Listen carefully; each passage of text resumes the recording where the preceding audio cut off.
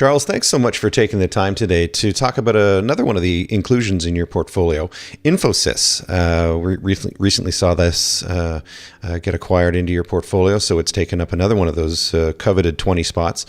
So I just wanted to find out from you a little bit more about, who the company is, what they do, and why they caught your eye and why you wanted to see it included in the portfolio. So I'll pass it over to you. Well, Infosys is an Indian-based company. They've been around. They were started in 1981. They've got revenue of over $10 billion. And it's an Indian multinational corp that provides business consulting, information technology, and outsourcing services. And like I said, it's got its headquarters in India.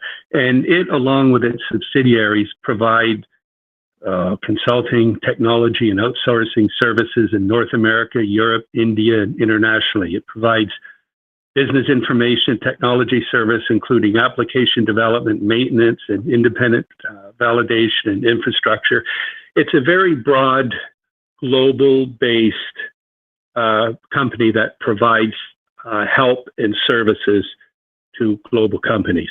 And from the valuation point of view, so as we're always trying to do, is we're trying to get good businesses that are expanding globally, that are registered in the U.S. So we get the applicable and proper and poignant actual numbers of what the companies are doing. So we wouldn't buy any. We're trying to buy U.S.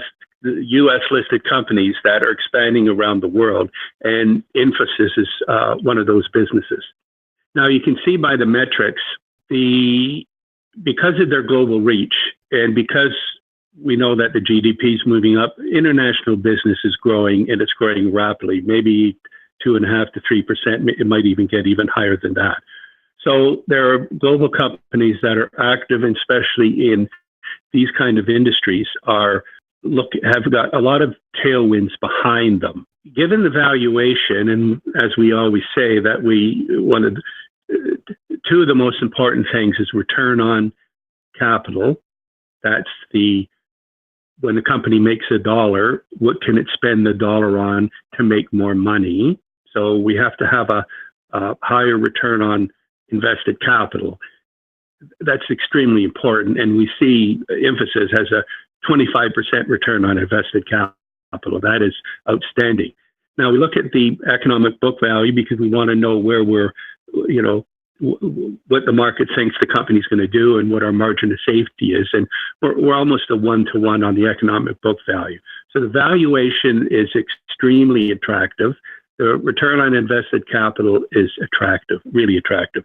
We have the opportunity to have a global reach in an industry that's growing and with a company that's also growing rapidly. Yeah, I mean, that's great. I mean, it really sees, it's not often, I think, that we've seen numbers like this where we've got the return on invested capital at such a rate. I mean, 25%, that's a pretty significant number. But then the market's looking at the company and pricing it at a sort of a 1-to-1. So it's not really factoring, I'm assuming it's not really factoring in that return on invested capital number. Is that a fair statement? Yes, that is. And another thing about how we look at the numbers, as we always say, we're not trying to project what the business is going to do 5 to 10 years from now, because who knows that. So we're looking at numbers we're looking at actual numbers that have earned. We compare that with the stock price, what the market says it's worth, and then make our decision based on what we think is a mispriced company. Now, even if we're wrong a little bit and the invested capital, even if it goes down to 15 or 18%, that is still very high.